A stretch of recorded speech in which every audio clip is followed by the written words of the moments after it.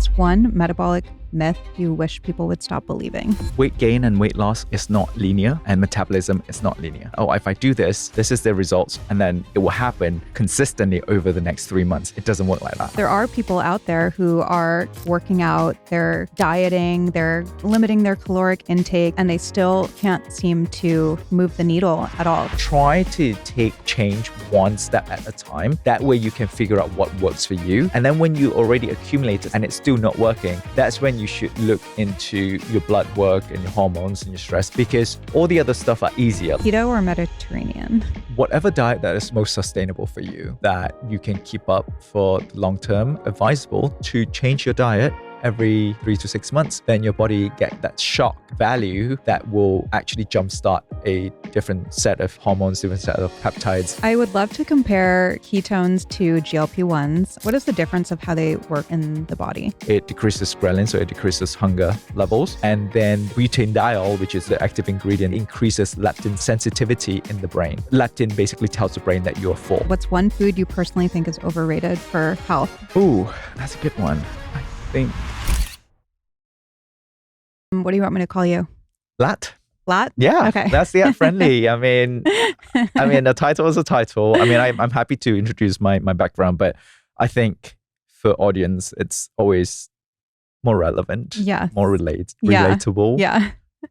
To go by first name. Yeah. And as I was preparing for this interview, it's very science heavy, very scientific. We were just talking a little bit about how to read research and all of that, but I think it gets overwhelming for the layman. So I would love for you to talk to us like we're in elementary school today. Okay. I'll do my best. Yeah. I know that, your language is very scientific and you do have a way of distilling this to make it really digestible. It's a work in progress. It was definitely a learning curve for me. And I always believed, my PhD supervisor back in, when I was doing my PhD, she told me that the best experts, when you know that you're an expert, is when you're able to explain your field and your subject matter in the layman's term, and for people who have no idea what you're talking about to understand exactly what you are explaining. I think that signifies that you are an expert in that field. Otherwise, you're just putting a bunch of jargons together and make yourself sound intelligent or perceived as intelligent. Well, I think you do that very well. I've been listening to a lot of interviews and all over your social media and everything preparing for this. So I'm excited to talk to you today. To start, I would love to do kind of a rapid fire round. I love doing this with guests because I feel like it just gets us kind of in the mode. So we're going to be talking today about metabolism and burning energy and glucose and ketones, all of that. I would love to ask you to start, what's one metabolic myth you wish people would stop believing? Ooh, that's a good one. Metabolic myth that weight gain and weight loss is not linear and metabolism is not linear. What I'm meaning to say is that a lot of people think that, if I do this, this is the results, and then it will happen consistently over the next 3 months. It doesn't work like that. Our body will reach a certain level and then it plateaus, and then it needs to recalibrate what is the new normal. And then you probably see more improvements after. So a lot of people, they get demotivated and disappointed at that plateauing level and they gave up. The whole point is to trust the process and really push through those plateaus. Yeah. And you've had this experience yourself, right? Because you lost, 20 pounds of fat? Yeah. In the past year. In a year. Yeah. So I want to dive into that as well, because that kind of informs a lot of what we're going to be talking about today as well. But really quick, let's see. What's one food you personally think is overrated for health? One food, milk. Really? Milk, because that is what. So one of my most viral videos was talking about milk. Oh, I love it. Let's dive in. And a lot of people say, raw milk versus pasteurized milk versus organic milk and the sources, and previously.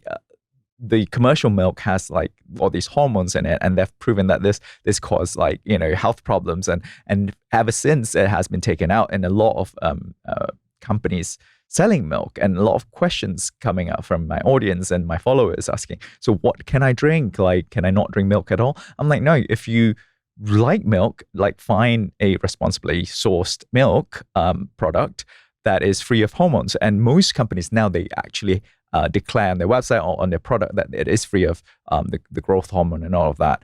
So you can still drink it, but do we necessarily need it? I don't think so, because the nutrients that we get from milk, we can also get it from other foods.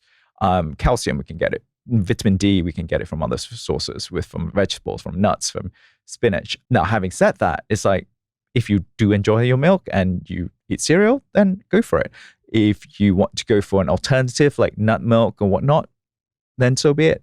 So it's not a holy grail that people like would die on the hill for. Do you know what I mean? Like, it's an overrated product. Big Milk had a chokehold on us in the 90s with the got milk. Exactly.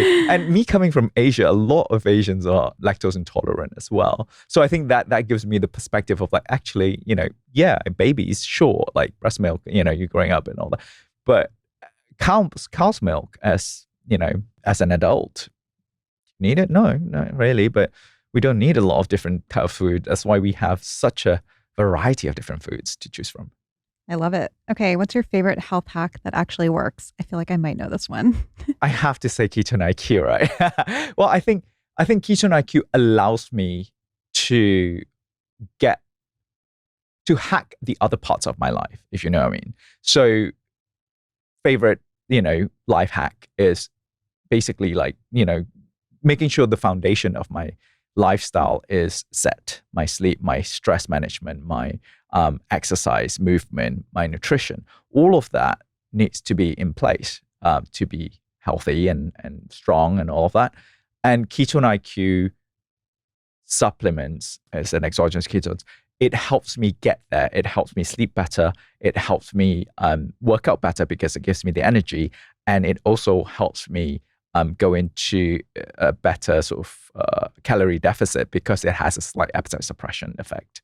So overall, like that as a supplement really calls to me as to what my goals are and what my actions towards my goals are. And that complements it very nicely.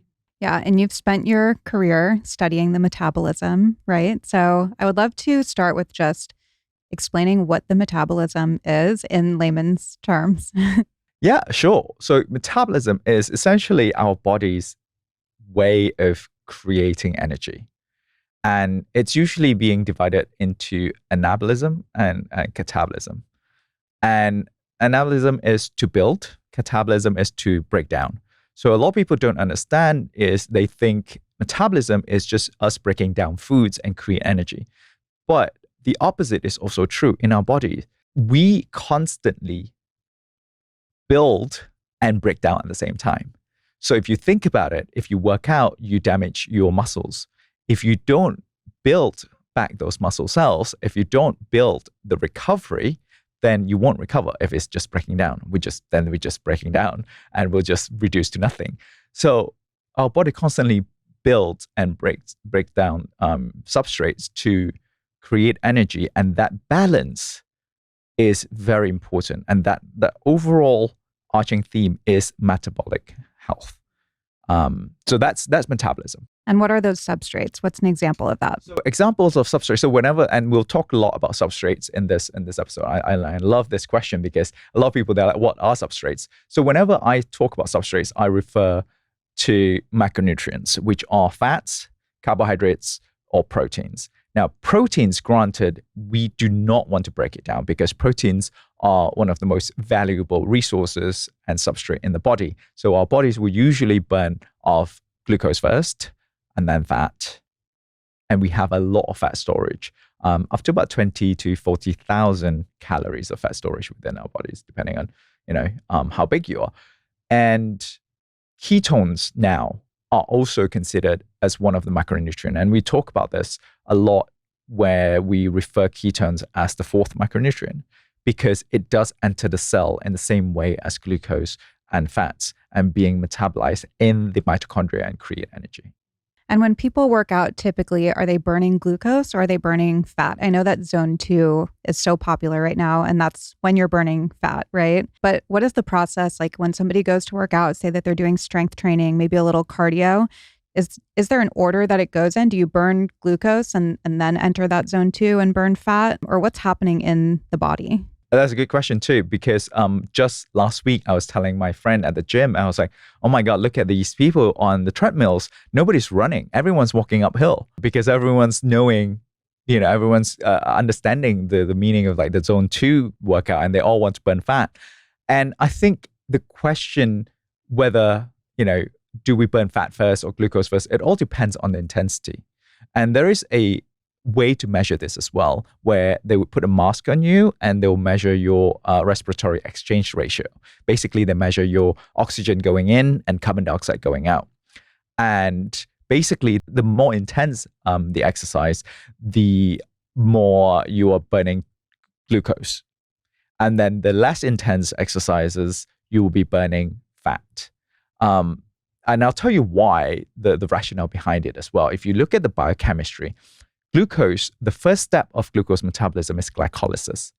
And glycolysis requires no oxygen to create ATP. And ATP is an energy source within the cell. So whenever we talk about energy, we talk about ATP. So because glycolysis does not require oxygen, you can produce very quick form of ATP without having oxygen in. So if you think about intense exercise, you are going anaerobic. That's why this says anaerobic, because you are not getting enough oxygen to fuel your cells to create ATP. So that's where glucose becomes more advantageous, because it can create those ATP without oxygen, right? So then when you go into zone 2 or a less intense exercise, your body has time to take in all the oxygen and then use the fat, because fat will need the oxygen to create ATP. So you see one over the other. It's because of the intensity, it's because of the presence of oxygen, and which pathway is more advantageous in providing you with the energy that you need at that point. And there are benefits to burning glucose as well, right? Yes. What are some of those? I think glucose, it's also over-demonized. I think both fat and glucose are demonized depending on which camp you are in. And I am of the camp that if you know how to use these substrates, or if you train your body to use these substrates efficiently, then none of them should be demonized. I think they are simply fuel for your body. How you consume it and how you use it, it depends on you. Overconsumption of any substrate will lead to excess of calories, and that will lead to all these other health problems. So burning glucose, for, like I said earlier, anything that is intense, if you have to run to get the bus, you'll need glucose.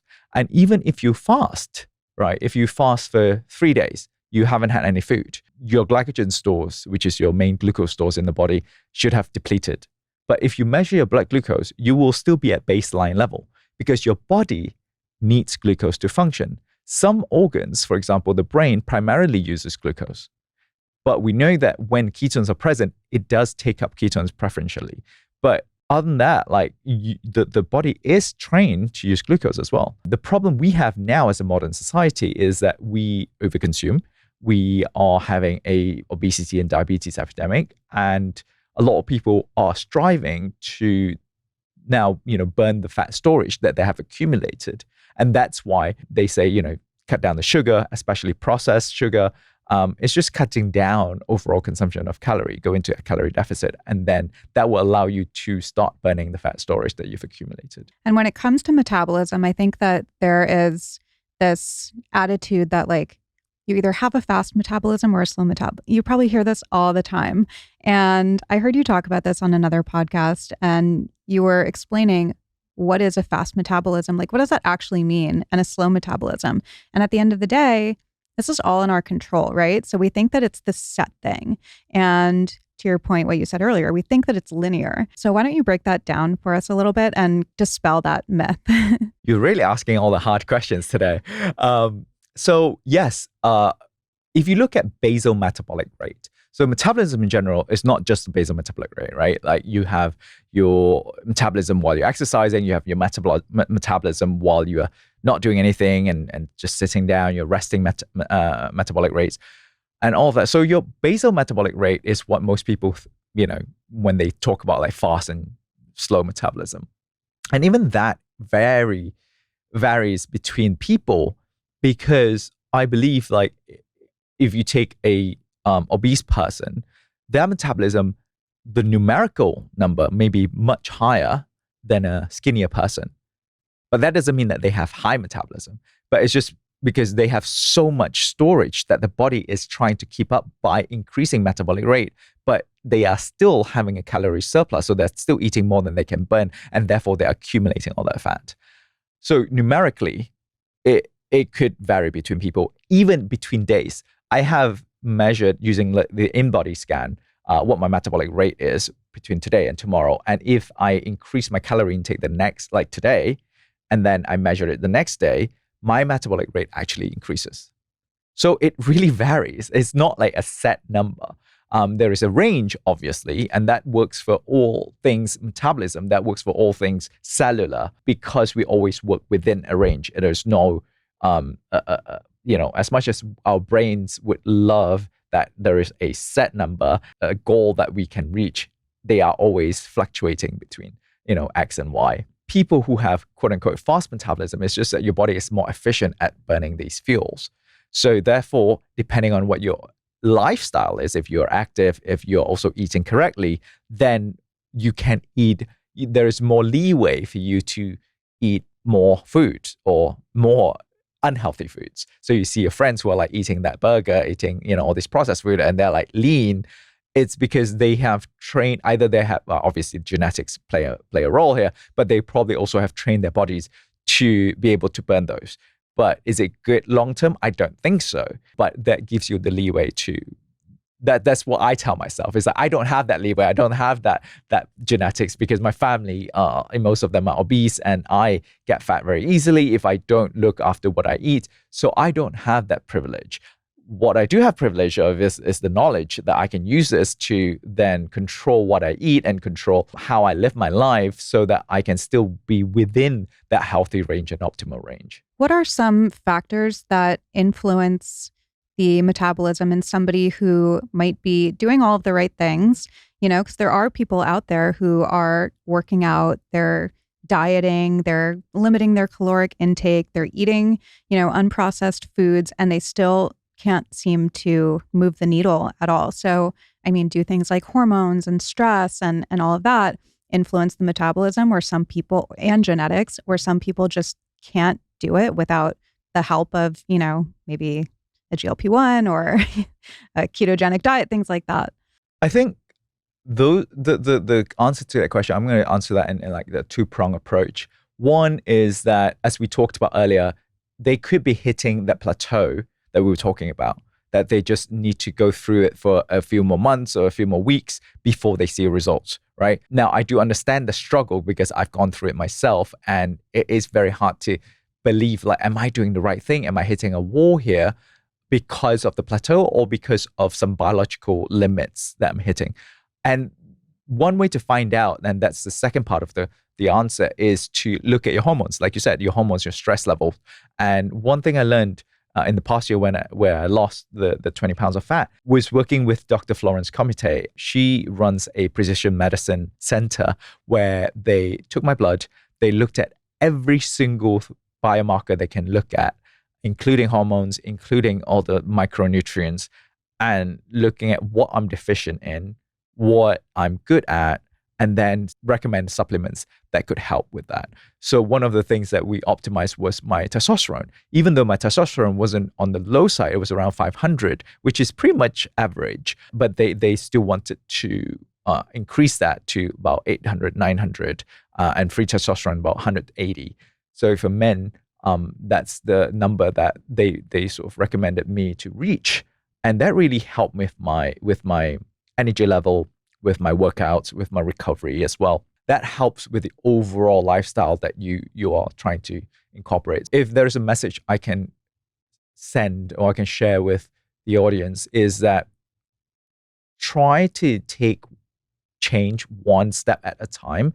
That way you can figure out what works for you. And then when you already accumulated, say 10 steps, and it's still not working, that's when you should look into, your blood work and your hormones and your stress, because all the other stuff are easier, like sleep and stress management and nutrition. All of that are within your control, pretty much. So make sure those are already dialed in, And then you look at something more biological and more genetic space. That's good advice, because I think that people are so overwhelmed by the health and wellness space right now and feel like they have to completely overhaul everything and get all of the blood work. And if you can do that, great. It seems like what you're saying is like you have to get the foundational things down before you do that. And sometimes those foundational things can be the solution. I'm sure there are people who don't have to go the blood work route. I mean, I think everybody should be getting blood work, yearly at least, to understand what's going on in their body. But sleep, exercise, nutrition, stress management, like those things should be foundational. Especially if you're getting older. I mean, we know all of us age, age comes for all of us as much as we don't like it. That really tells you your biological state and your health state. And it's important to know it and catch whatever that is at risk earlier, because then you can do something about it. And I'm about to share something personal as well. Like my mother, they found 2 tumors close to her ovaries like about 3 weeks ago. And her health deteriorated quite rapidly in the past few months. And we were like, what's going on? And we asked her to go check, and she refused because she was like, oh, if I don't know, there's nothing going on. I'm like, no, mom, that does not work. Like you sent me to learn science for years and years, and this is what you give me? No, I'm like, you are going to get checked. And they saw it. They found the growth, and they did a blood test, and thank God it's not cancerous, but they're still going to remove it nonetheless. So now we're waiting for appointments. So that gives me, this message to people, where especially for parents and for grandparents who are, aging, like go and get your bloods and your annual checkups done, because most of these diseases are curable if you catch it early. Ignorance is not bliss when it comes to health. Yeah, I think it's scary for a lot of people. It's like if you don't see it, if you don't test, it doesn't exist, like what you just said. It's sometimes easier to live in denial until something happens. And to your point, like, you can influence these things and you can resolve them if you're on top of it and catching it early. So that's a good message for everybody. So in your own weight loss journey, I actually heard you say that you were eating more. And you were taking exogenous ketones, which I want to talk about. So we'll shift to that conversation, but tell everybody about what wasn't working for you and then what ultimately did work. The weight loss journey that you wanted to talk about was my most recent one, but it wasn't my only one. So growing up, I was always overweight, and I wasn't like obese, but I was definitely overweight. I was like about 90 kilos for a 5'7", 90 kilos is what, almost 200 pounds. For a 5'7", person. And in my undergrad, I started exercising for the first time, voluntarily, not a PE class. And I managed to lose about 45 pounds then, and I sort of maintained somewhat healthy weight range. But for the following about 7 to 8 years, I had this trauma response where if I start putting on weight, even if it's muscle, I panic because I feel like, oh no, I'm getting fat again. So I ended up doing a low calorie intake or low calorie, just calorie restriction in general for a good 7, 8 years, where I just don't eat a lot of carbs. I just don't eat a lot in general. It's not to a point that it's anorexic, but it was just barely enough to sustain my lifestyle where I still gym and I still work out. But it was to a point where my body started to go into the survival mode, where it sees food as emergency rations, because whenever there's food, then they're like, okay, I'm going to convert it to fat, because fat storage lasts longer than glucose storage. And that's the preferred storage in the body anyway. Until about 2 years ago, I started working with Dr. Florence Comite, looking at hormones level and all of that. And I'm also working with Jay Ferrugia, who's my trainer. And he was like, you basically screw your own metabolism up, because you are training your body to go into survival mode and just hold on to the fats. Yes, you won't get fat, you won't grow bigger, but that's detrimental to your muscle growth as well. That's detrimental to your recovery as well. So then he put me on this carb cycling diet where I would do 1 day of high carb intake and then 6 days of low carb. And high carb, I'm talking about 500 grams of carbohydrate, 500 grams of carbohydrate, 100 grams of protein, and a trace of fat. So it's just pure carbohydrate. And then the next day I'll go on low carb. It's around like 100 to 125 grams of carbs. And I was doing the same exercises. In fact, I was working out 4 days. I was lifting 4 days. I've been lifting 4 days a week now for about a year and a half. Before that, I was lifting 5 days a week. And lifting 4 days a week, I haven't changed my workouts. I haven't changed my diet apart from the carb cycling. I haven't changed my lifestyle, not stress, anything. I did change, the hormones and all of that and the supplements, but those are, minor compared to the big shift to high carb diet. And my weight started dropping. And not only my weight, it's my fat weight started dropping because my muscle mass was maintained around like 76, 75 pounds. And then, voila, a year later, I dropped like 12% body fat, 20 pounds of fat. And, I'm turning 40 in 2 weeks. I'm like, me too. In 2 weeks as well? Yeah. When's your birthday? August 3rd. August 5th. No way. Yeah. Leos. Yeah, I know. So happy birthday. Happy birthday to you too. So, at this stage of my life, I'm like, I'm happy. Like, I feel like I'm fitter than I was when I was 20 plus, because when I was 20 plus, I was in university. I was overweight. I was a smoker. And I was, drinking every weekend with friends, like socializing and all of that. And I don't do any of that now. And I feel much better than before. Mm-hmm. Yeah, I love that. I feel so much better than I did in my 20s. I was the same. I was smoking, drinking, etc., doing other things. Busy being cool. And trying to be cool. And, my life revolved around that. And I had no knowledge of, health, wellness. I wasn't working out. I wasn't eating well or anything like that. So I think that that's encouraging for people because what you said earlier, everybody is scared of aging. But I also think 40 truly is the new 30. I mean, look at lifespan, it's completely different than it was decades ago. And they were saying that millennial is redefining what aging looks like. Yeah. How I saw an we're article supposed the to other look. day, on The Cut about, what 40 looks like now compared to back during, Golden Girls. I think that they were all in their 40s and early 50s and they looked like elderly. Yeah. You look amazing. You look amazing thanks. too. No, we're doing well here. Yeah. And I think a little a little motivation for people is also when it feels good when you realize that you didn't peak in your 20s. You were very unhealthy, and now you don't even know when your peak is because you are still improving and you're still learning about yourself. And while you are changing your lifestyle and improving your health, you're learning even more about yourself, and your health constantly changes too as you age. So I really enjoy that whole journey of discovery. And then you see the results and people are like, oh, what, really? Like, I'm like, how much do you spend on plastic surgery? I'm like, yeah, I wish I have that kind of money. I mean, I did a little bit of that too. But I live in SF. I can't afford that. Where do ketones come in? Where did they come into your journey? Like I said earlier, the supplementation of it. And I want to remind people here as well, it's a supplement. It's not a solution to all your problems. As much as I love the product and I truly, truly believe in the science of the product, it is still a supplement, which means out of 24 hours in your day, the foundational stuff that we talked about, the sleep, the nutrition, the workouts, the movements and all of that, those would have much higher weightage to what the outcome would be compared to supplementations.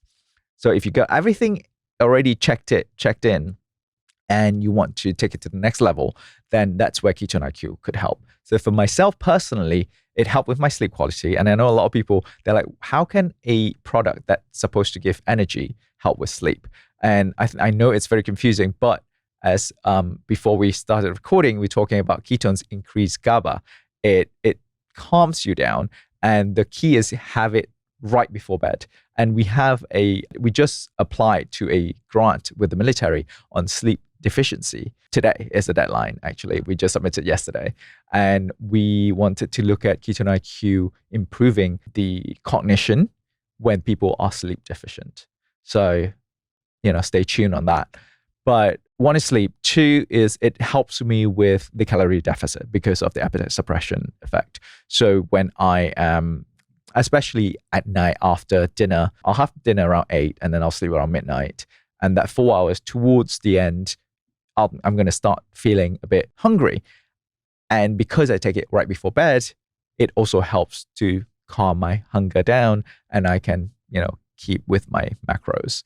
So that really helps. And then obviously for me, not so much, but I think some people who are in a more extreme intermittent fasting or a longer period of fasting, they'll probably feel more fatigued and less productive.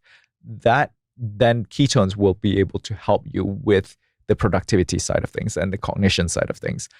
Like right before we started recording, I took a shot because it does help me connect my brain to my mouth. So I become more coherent, because sometimes when your brain works faster than your mouth, you start tripping over your words and you start stuttering and then you're not sure what you're talking about and then you lose your thought and then you have to go back. So ketones does help me like focus, but at the same time, really coordinate my thoughts so that I can explain science more coherently and so that people can understand me better.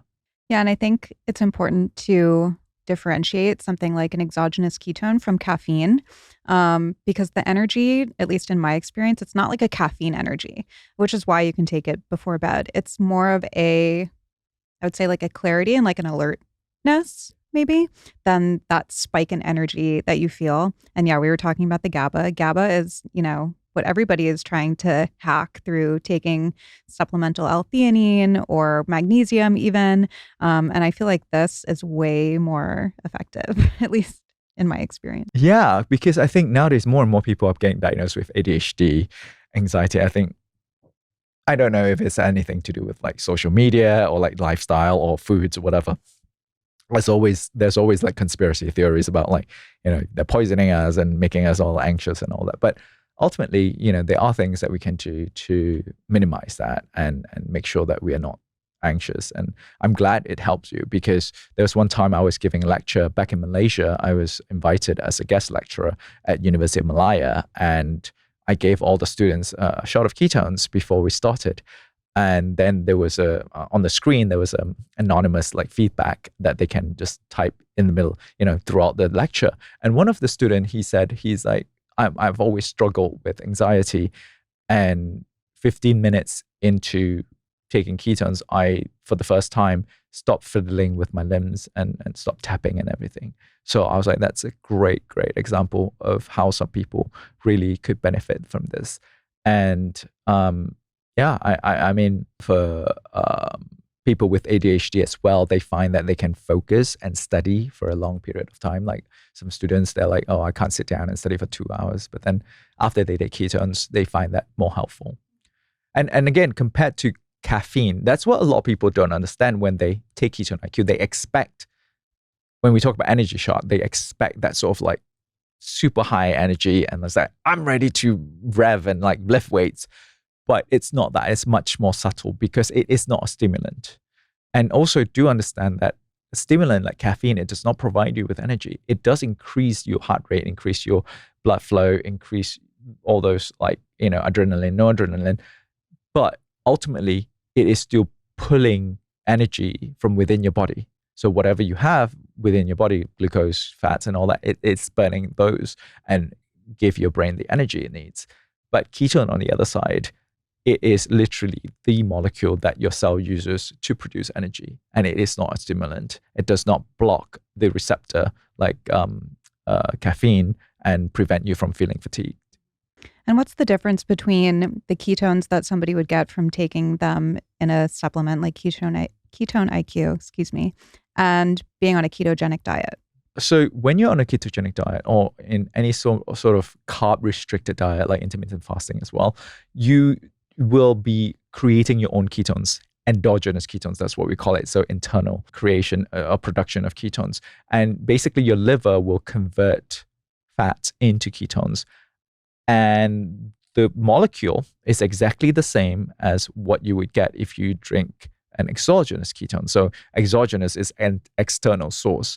So how the exogenous ketone even came about is because the military was exploring different options and different fuels that they can give to military operators on long and demanding missions.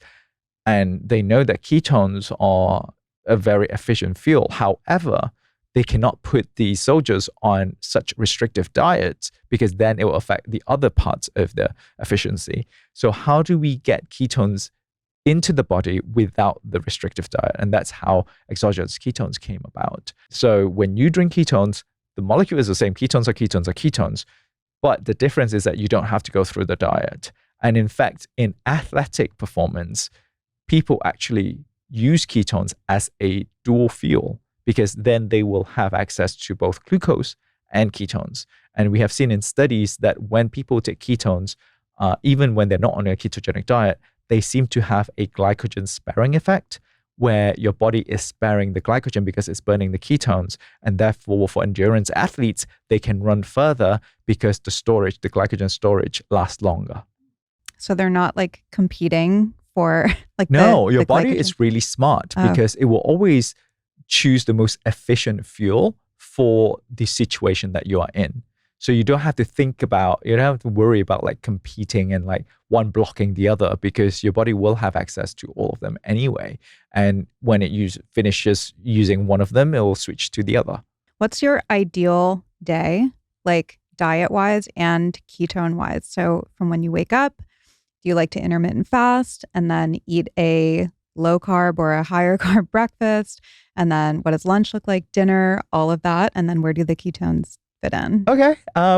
That's an interesting question. So I used to skip breakfast because I used to do the intermittent fasting and all that, like I said, like calorie deficit. But nowadays, because I have to take up to 185 grams of protein a day, I really have to space them out. And I would wake up with a frozen berry protein shake. And then that's my breakfast, basically. And then for lunch, and this is a typical like lower carb day because that's majority of the day of the week, because high carb is only one day of the week. So then I'll have lunch, which is typically either ground beef, lean ground beef, or a steak that is the leaner meats. And then that will be accompanied by sweet potatoes. And then I will go through my day. I'll have a shot of ketones if I have like a presentation or a podcast.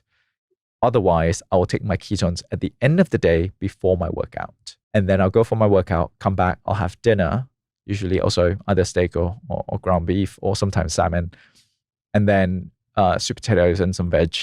And then right before bed, I'll take my ketones. So very simple day, simple sort of whole foods option because I'm also always running out of time. So I just bung all of them in the air fryer and call it a day. So, as much as I can, if I want to like cook an elaborate meal, but if you're eating alone, you tend to okay, I'm just going to season it, put it in, call it a day. I would love to compare ketones to GLP-1s. I know that you did this on another show, but I thought it was really interesting because the ketones do have an appetite suppressive effect, probably not quite to the extent that a GLP-1 does, but like, what is the difference of how they work in the body? We don't know the direct effect if ketone IQ has the similar mechanistic effect as GLP-1. It has sort of glucagon-like effect observed by some of the doctors. But right now, we are just wrapping up a appetite suppression study at University of British Columbia. And that will look into GLP-1 or the effect of ketone IQ on GLP, on peptide YY, ghrelin, and leptin, which are all hunger hormones and satiety hormones. So hopefully we'll get the data by end of this year and publish it. But so far, what we know, there are two published papers. One is the effect of ketones on ghrelin. It decreases ghrelin, so it decreases hunger levels. And then there also was a paper on animals where they showed that butanediol, which is the active ingredient in ketone IQ, it increases leptin sensitivity in the brain.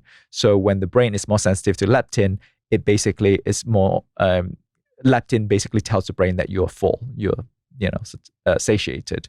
So when the brain is more sensitive to it, obviously it's better because then you don't feel like I've got to go grab a snack or I've got to, drink something sweet or something.